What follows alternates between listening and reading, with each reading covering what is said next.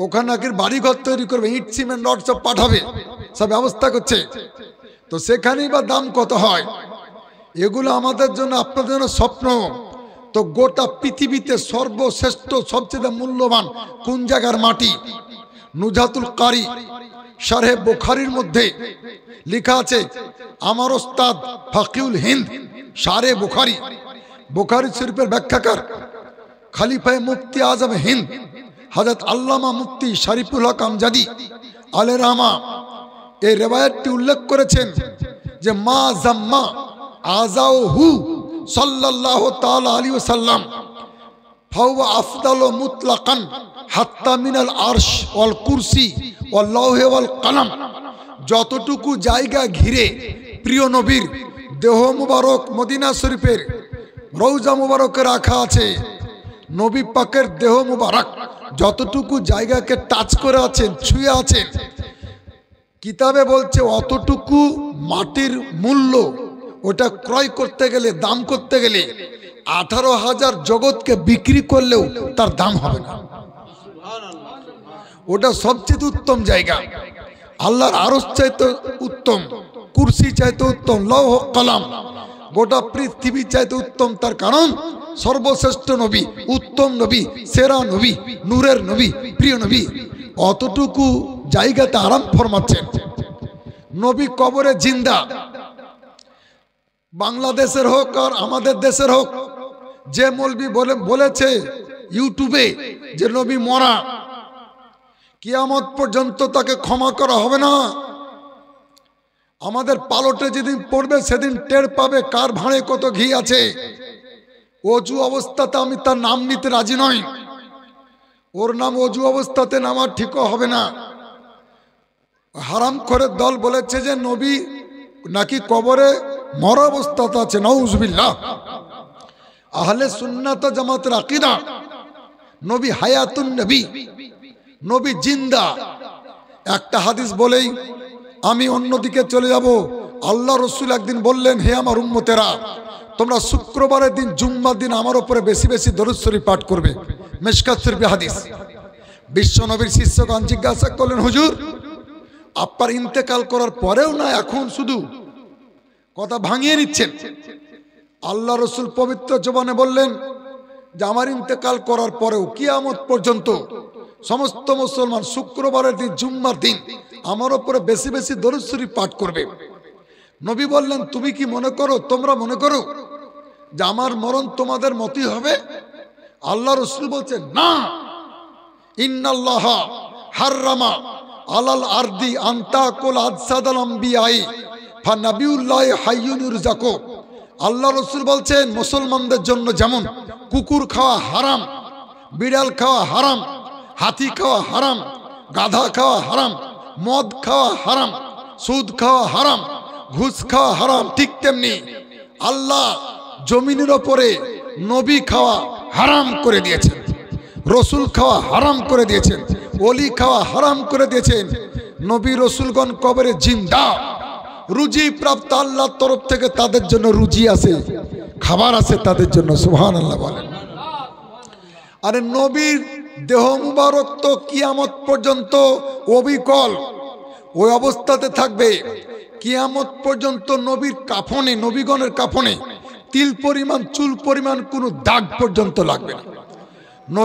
নবীগণের রওজা মুবারকের তক্তা বা বাঁশ অবিকল কিয়ামত পর্যন্ত ওই অবস্থাতে থাকবে। নবীগণের আইন হচ্ছে কি জানেন?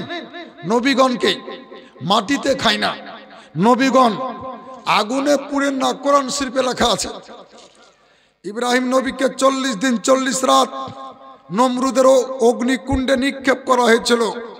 হাদিসে লেখা আছে অত বড় অগ্নিকুণ্ড ইব্রাহিম নবীকে পুরাত দূরের কথা, কাফেরেরা যে দড়ি দিয়ে তাকে বেঁধেছিল 40 দিন 40 রাতে আগুন ওই দড়িটা গরম করতে পারেনি, দড়িও গরম হয়নি। নবীগণ পানিতে ডুবেন না। কোরআন শরীফে লেখা আছে ইউনূস নবী দরিয়াতে ঝাঁপ দিয়ে প্রমাণ করেছেন নবীগণ পানিতে ডুবেন না, নবীগণকে বাঘে খায় না। ইউসুফ নবীর পিতা ইয়াকুব নবী জঙ্গলে গিয়ে বাঘকে জিজ্ঞাসা করেছিলেন, তোমরা কি আমার ইউসুফকে খেয়েছো? সমস্ত বাঘ এসে ইয়াকুব নবীর পায়ে চুমা দিয়ে বলেছিল, ওগো আল্লাহ নবী, লা ইয়াহিল্লু লানা আন নাকুলা লুহুমাল আম্বিয়া, নবীগণের মাংস আমাদের জন্য খাওয়া আল্লাহ হারাম করে দিয়েছে। বাঘ নবীগণকে খেতে পারে না, নবীগণকে সাপে দংশন করে না, নবীগণকে বিচ্ছুতে দংশন করে না, নবীগণকে ভিমরুলে কামড়ায় না, বল্লাতে কামড়ায় না, নবীগণকে মশাতে কামড়ায় না, নবীগণের বিছানাতে শরীরে ল্যাপে তোষকে পোশাকে মাছি বসে না, নবীগণের গায়ে বিজলি পড়েনি কোনোদিন, নবীগণের মাথাতে উকুন হয় না, নবীগণের বিছানাতে ছাড়পুকা হয় না। নবীগণকে আল্লাহ পাক এত ইজ্জত দান করেছেন। বৃষ্টি হচ্ছে, আমার নবী চলে যাচ্ছেন, ছাতা নাই, বৃষ্টির বাবার ক্ষমতা নাই, এক ফোঁটা বৃষ্টি নবীর গায়ে পড়ে, নবীগণকে রোদ লাগে না, নবীর ছাতারও দরকার হয় না। নবী রোদ্রে দাঁড়ালে মেঘমালা নবীর মাথাতে ছাতা হয়ে যেত। আরে নবীর ব্যাপার তো বিরাট ব্যাপার। কোন উর্দু কবি বলেছেন যে জমি मैली नहीं होती जमान मैला नहीं होता, मोहम्मद के गुलामों का कफन मैला नहीं होता। নবীর যারা গোলাম, নবীর প্রেমিক, তাদেরও কাফন কিয়ামত পর্যন্ত ময়লা হয় না। আমার মুসলমান নবীগণকে হাই উঠে না, হামি, এই যে ঘুমের পূর্ব লক্ষণ হা করে, নবীগণকে হাই উঠে না কোনোদিন, হাই উঠেনি। আমাদের নাইট ফলস, আমাদের রাত্রি মিথ্যা স্বপ্ন দেখি আর গোসল ফরজ হয়। নবীদের নাইট রাইট, নবী যা দেখেন ওটা ওহি হয়ে যায়, নবী যা দেখেন স্বপ্নে ওটা আইন হয়ে যায়, ওটাই শরীয়ত হয়ে যায়। নবীগণের নাইট ফলস হয় না। নবীগণ তো নবীগণ, কোনো নবীর স্ত্রীর কোনোদিন ঘুমন্ত অবস্থাতে শরীর নাপাক হয়নি। মুয়াত্তা ইমাম মুহাম্মদে লেখা আছে ওয়া কাযালিকা আলা আজওয়াজিহিম তাকরিমান লাহুম, নবীগণের খাতির করে নবীগণের বিবিগণেরও কোনোদিন জিন্দেগিতে ঘুমন্ত অবস্থাতে শরীর নাপাক হয়নি। এটা শয়তানের চক্রান্ত হয়, আর তাদেরকে শয়তান ওয়াসওয়াসা দিতে পারে না। আচ্ছা ভাই, আপনার ছেলে পিলে নাম রেখেছেন, রাখবেন ভালো করে, কিন্তু সর্বশ্রেষ্ঠ নাম কোনটা তা জানি না। সবচেয়ে উত্তম নাম কোনটা? যত নাম আছে পৃথিবীর বুকে, মোহাম্মদ আলিমুদ্দিন, মোহাম্মদ আবু তাহির, মোহাম্মদ আজমির হোসেন আর মোহাম্মদ গোলাম মুরসালিন। তারপরে বক্তব্য রেখে গেলেন মুফতি আলমগীর হোসেন, মুসা, ঈসা, যত নাম আছে। সাহাবা ইকরাম বলে, হুজুর সর্বশ্রেষ্ঠ নাম কোনটা? আল্লাহ রসুল বলছেন আহাব্বুল আসমা ইলাল্লাহ আব্দুল্লাহ, আব্দুর রহমান। যত পৃথিবীতে নাম আছে সর্বশ্রেষ্ঠ নাম হচ্ছে আব্দুল্লাহ, তারপর আব্দুর রহমান, ওয়াসদাকুহা হুমাম ও হারিস, আর সবচেয়ে সাচ্চা নাম হচ্ছে হুমাম আর হারিস। এই হাদিসটা পড়ার পরে নিয়ত করেছিলাম আমার সন্তান যদি হয় তো চারটার মধ্যে একটা নাম রাখবো। তাই নিজের ছেলের নাম রেখেছি মোহাম্মদ হুমাম রেজা। হুমাম শব্দের প্রশংসা, এই নামের প্রশংসা আল্লাহ রসুল করেছেন। তো নবীর সাথে যাদের সম্পর্ক হয়ে যায় তার সম্মান বেড়ে যায়, ইজ্জত বেড়ে যায়। এই জন্য পৃথিবীতে যত লোকের বাপ আছে সবচেয়ে উত্তম বাপ নবীর পিতা হযরত আব্দুল্লাহ রাদিয়াল্লাহু তাআলা আনহু। পৃথিবীতে যত লোকের মা আছে সবচেয়ে উত্তম মা, সেরা মা, শ্রেষ্ঠ মা, প্রিয় নবীর মা হযরত আমিনা রাদিয়াল্লাহু তাআলা আনহা। পৃথিবীতে যত লোকের আপনার দুধ মা আছে, পরের মায়ের দুধ পান করেছেন, সর্বশ্রেষ্ঠ দুধমা, সেরা দুধমা, উত্তম দুধমা, নবীর দুধমা হযরত হালিমা রাদিয়াল্লাহু তাআলা আনহা। পৃথিবীতে যত জন্মভূমি আছে তার মধ্যে সবচাইতে উত্তম জন্মভূমি, শ্রেষ্ঠ জন্মভূমি, সেরা জন্মভূমি নবীর জন্মভূমি মক্কা নগর, মক্কা শহর। পৃথিবীতে যত লোকের দাদু আছে দাদু, তার মধ্যে উত্তম দাদু, সেরা দাদু, শ্রেষ্ঠ দাদু নবীর দাদু হযরত আব্দুল মুত্তালিব রাদিয়াল্লাহু তাআলা আনহু। পৃথিবীতে যত লোকের নানা আছে নানা, তার মধ্যে উত্তম নানা, সেরা নানা, শ্রেষ্ঠ নানা নবীর নানা হযরত ওয়াহাব রাদিয়াল্লাহু তাআলা আনহু।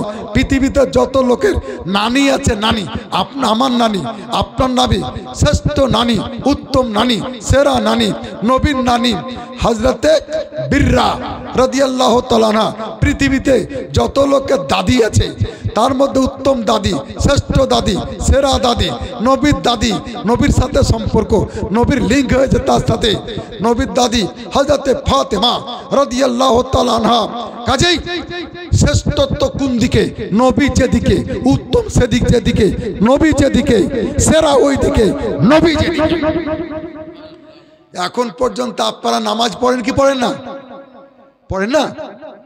ও জোরে বলছেন না কেন তাও আমি জানি। হয়তো মনে মনে করছেন এবার মুফতি সাহেব নামাজ পড়তে বলবে, ভয় লেগে গেছে। মানে আমি পরীক্ষা করে দেখলাম বর্তমান যুগের ছেলে মেয়েরা সব করতে রাজি পড়া বাদ দিয়ে, আর মুসলমানেরা সব করতে রাজি নামাজ পড়া বাদ দিয়ে। তাই না? এটাই খুব ভারী। আমার পরীক্ষা এটা, আমার চাইতে ভালো পরীক্ষা আপনাদের হতে পারে, এই জন্য আপনারা বলছেন না। আচ্ছা বলেন তো, ইমামের ডান দিকে দাঁড়ালে বেশি নাকি না বাম দিকে দাঁড়ালে বেশি নাকি?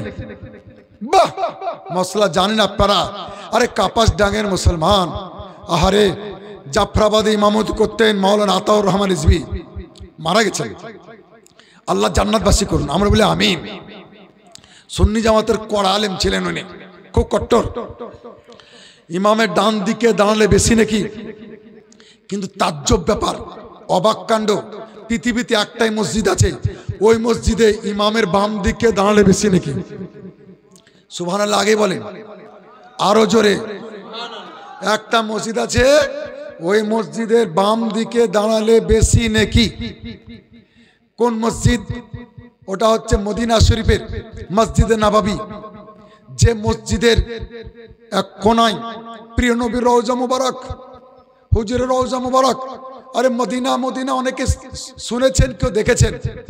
আমি মদিনা দেখার পরে এই সিদ্ধান্তে পৌঁছিলাম, আগে বলতাম সোনার মদিনা, এখন সোনার মদিনার নূরের মদিনা। আমি বলেছি পৃথিবীর বুকে কেউ জিন্দা জান্নাত যদি দেখতে চান তারপর মদিনা শরীফ যান। জিন্দা জান্নাত দাঁড়িয়ে আছে মদিনা, যেহেতু জান্নাতের জান্নাত, দয়াল নবী মুস্তাফা ওখানে আরাম করছে। আপনারা জানেন না, মদিনার কাঁকর, ছোট ছোট কাঁকর পাথর পূর্ণিমার চাঁদকে চ্যালেঞ্জ করে যে পূর্ণিমার চাঁদ সাবধান, তোর চাইতে আমি কোনো অংশে কম নই, তুই পূর্ণিমার চাঁদ। আর আমার কোলে আরাম করছেন মদিনার চাঁদ, দয়াল নবী মুস্তাফা। মদিনার ছোট্ট ছোট্ট আপনার কাঁটা, বইয়ের কাঁটা, বাবলার কাঁটা জান্নাতি গোলাপ ফুলকে চ্যালেঞ্জ করে, ওরে জান্নাতুল ফেরদৌসের গোলাপ ফুল সাবধান, তুই কি মনে করিস অহংকার বেশি করবি না, তুই গোলাপ জান্নাতের গোলাপ ফুল। আর আমার কোলে আরাম করছেন জান্নাতের জান্নাত, স্বয়ং আল্লাহর রাসূল। এই জন্য মুসলমান সেই মদিনা শরীফ জিন্দা জান্নাত একবার দেখে আসেন, যান উমরাতে যান, একবার ঘুরে আসেন। সুবহানাল্লাহ। কবরস্থানে বাথরুম না কি লাগছে দেখি, বাথরুম চলবে কিনা। কবরস্থানে যদি ফাঁকা জায়গা থাকে, কবরস্থানে যদি ফাঁকা জায়গা থাকে, এখনো কবর হয়নি, তো ওইখানে বাথরুম তৈরি করা যেতে পারে, তবে বেশি দুর্গন্ধ যেন কবরস্থানে না ছড়ায়। মসজিদের পাশে যেমন থাকে ওই রকম তৈরি করতে হবে। তার কারণ যারা মাটি দিতে যাবে ওদের তো ধরে লেগে যেতে পারে পেচ্ছাপ পায়খানা, ওদের সুবিধার্থে কোথায় দেখলাম যেন জালসা করতে গিয়ে ওরা বাথরুম তৈরি করেছে।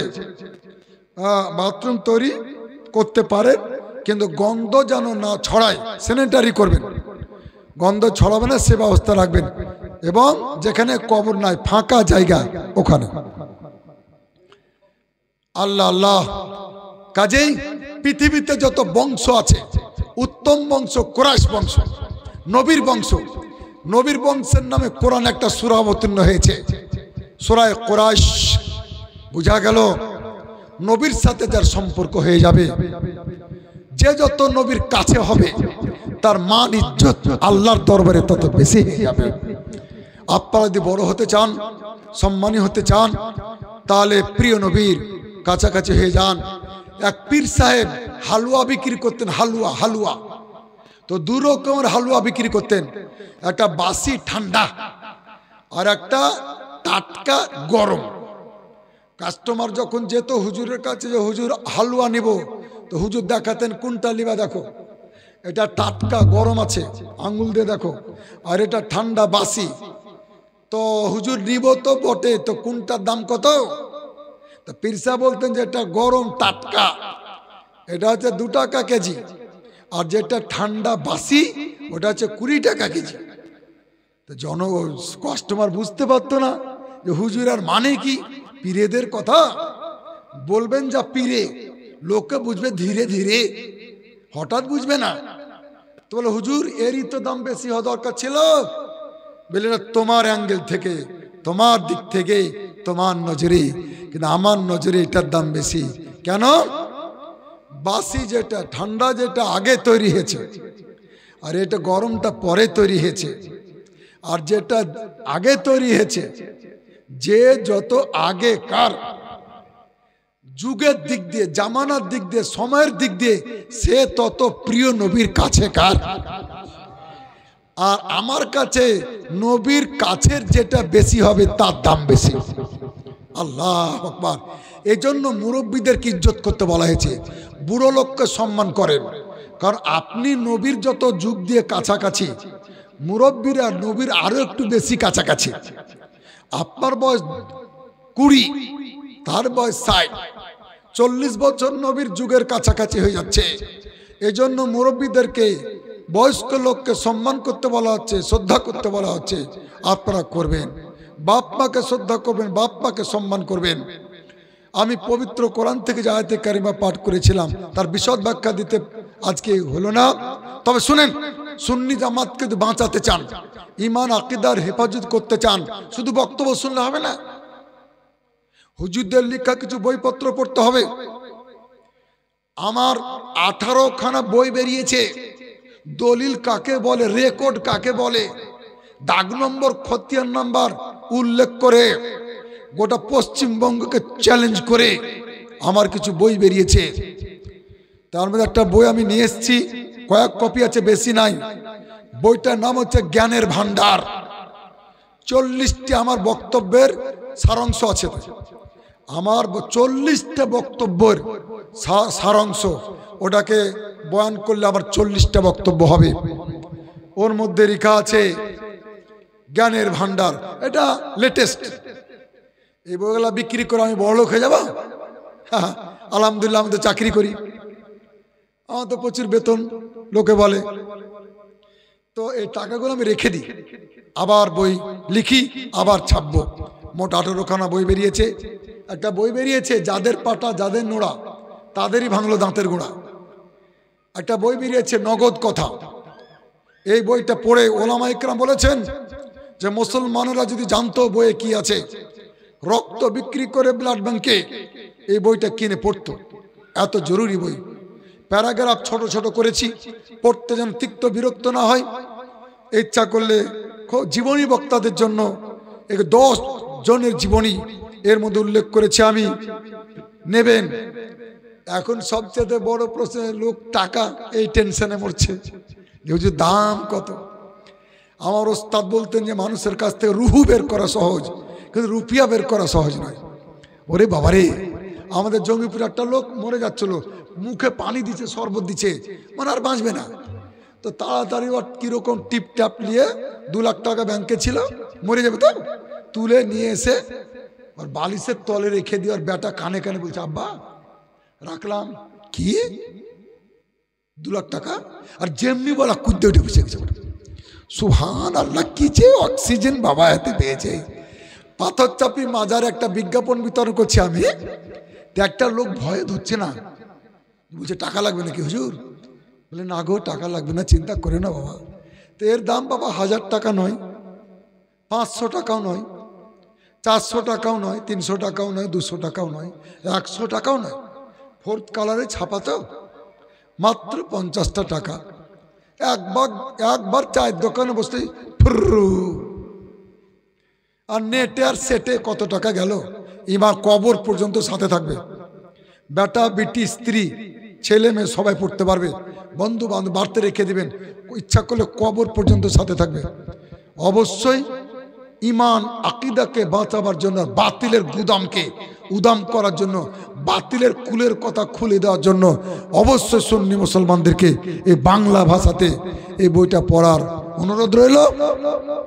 কয়েক কপি আছে, বইটা নেবেন। আল্লাহ পাকের দরবারে দোয়া হবে। এই বলেই আমার বক্তব্যের ইতি এবং সমাপ্তি ঘোষণা করছে। পবিত্র কোরআন থেকে পড়েছিলাম, আল্লাহ পাক বলছেন মাত্তিনি ওয়া যাইতুনি ওয়া তুরি সিনিন ওয়া হাযাল বালাদিল আমিন লাকাদ খলাকনাল ইনসানা ফি আহসানি তাকবীম। अब राहत कुलूब का जिक्र ज़हूर है, दावा है आशिकी का तो फिर उठना ज़रूर है। अर्श और कुर्सी झुके तस्लीम अहमद के लिए, उठ खड़े हो मोमिनो ताज़िम अहमद के लिए। या दो गोली पढ़ो। सलाम या हबीब सलाम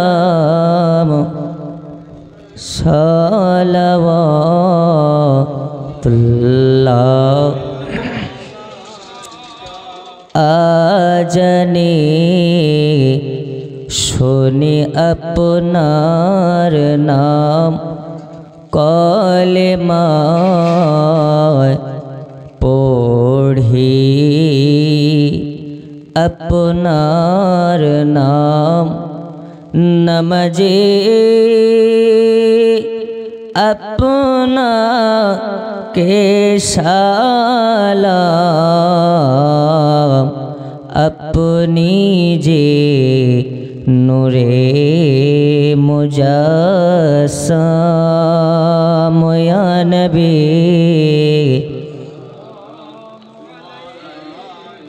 या रसूल सलाम या हबीब सलाम सलावतुल्लाह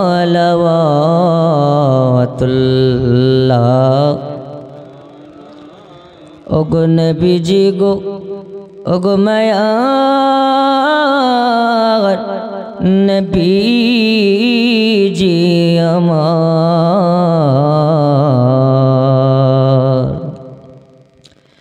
अपनी जे नूरेते पयदा शे नूरे तमाम जहन पयदा अपनी जे काबा रोकाबा अपनी जे आदम नबीर बाबा या नबी सलाम या रसूल सलाम या हबीब सलामु अलैका सलावतुल्लाह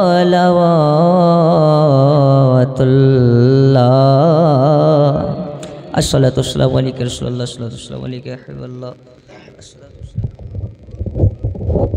हाँ माशाल्लाह। अच्छा अच्छा हाँ जी।